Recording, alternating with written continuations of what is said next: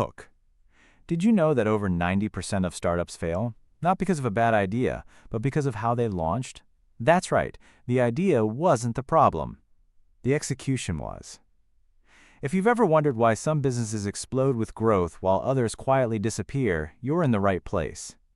In the next 10 minutes, we're going to break down exactly what it takes to launch a business that doesn't just survive, but scales. We're covering 5 essential concepts straight from the world of entrepreneurship: building a growth mindset, understanding your market, creating a scalable business model, assembling the right team, and measuring what actually matters. Let's get into it. Section 1. The growth mindset. Here's something most people get wrong about entrepreneurship. They think launching a business is about having the perfect plan. But successful entrepreneurs don't wait for perfect. They launch, they learn, and they adapt. This is what's called a growth mindset, and it's the foundation of every successful launch. Psychologist Carol Dweck popularized this idea, but entrepreneurs live it every single day.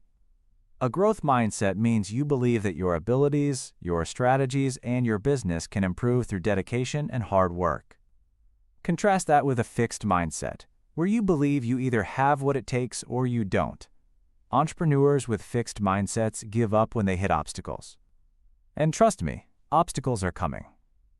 When you launch with a growth mindset, every failure becomes data.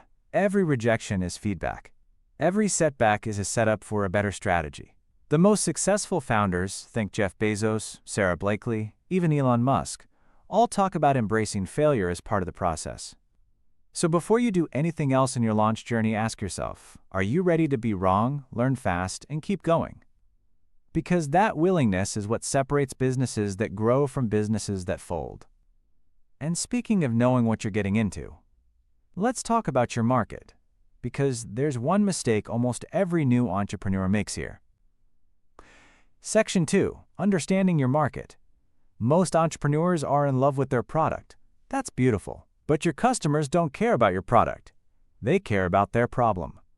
This is the shift that changes everything. When you launch for growth, you have to deeply understand your target market before you spend a single dollar on advertising, packaging, or production. Market research isn't just a box to check. It's your roadmap. There are 2 types of research you need to do. Primary research means going directly to potential customers through surveys, interviews, and focus groups. Secondary research means studying existing data, industry reports, competitor analysis, census information. Together, they help you answer 3 critical questions. Who is your customer? What problem do they desperately need solved?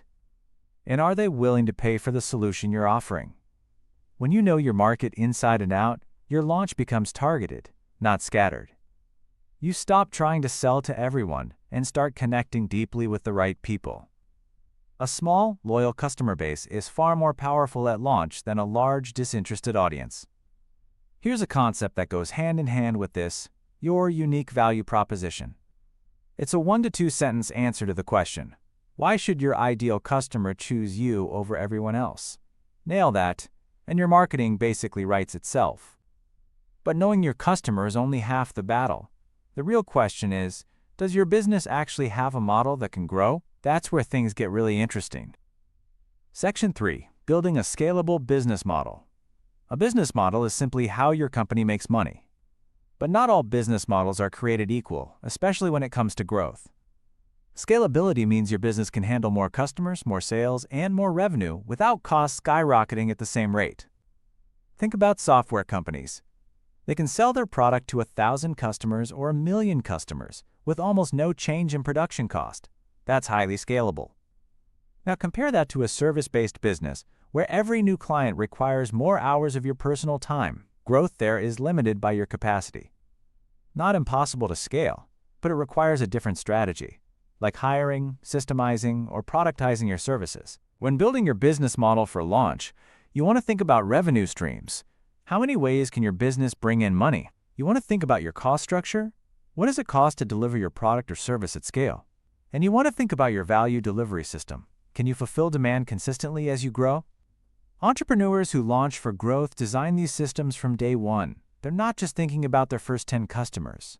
They're thinking about their first 1,000.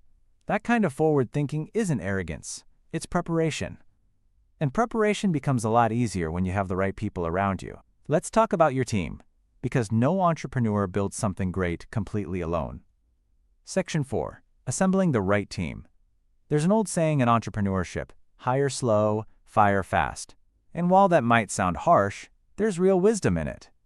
Your team is the engine of your business. When you're launching for growth, you need people who are not just skilled, but aligned. Aligned with your vision, your values, and your commitment to building something meaningful.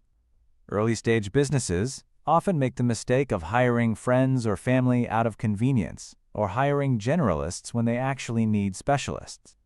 The key roles you need covered in almost any startup are operations, marketing, and finance. If you can't afford to hire for all three, you personally need to cover the gaps, at least temporarily. Culture also matters enormously at launch. The values you establish in the early days become the DNA of your company. If you normalize cutting corners or ignoring customer feedback early on, that culture sticks. But if you build a team that's obsessed with solving customer problems and improving every week, that culture compounds into something extraordinary. You also want to think about advisors and mentors. Not everyone on your team needs to be a full-time employee. Strategic advisors who have been where you want to go can save you years of costly mistakes.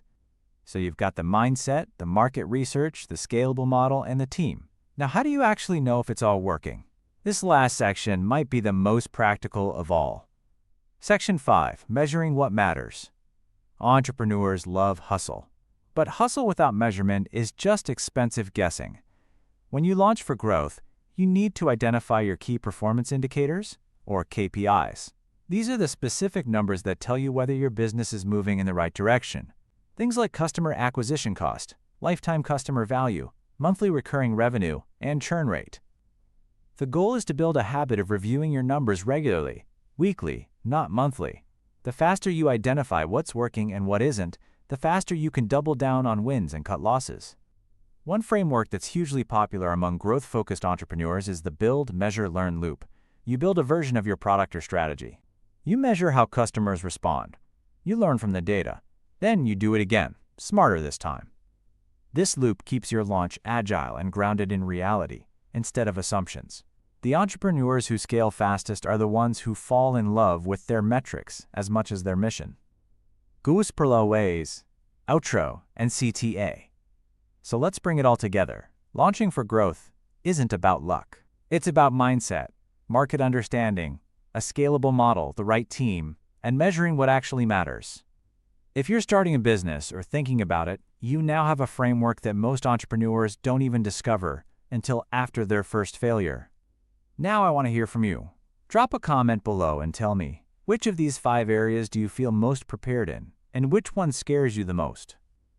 Your answer might just lead to the next video topic.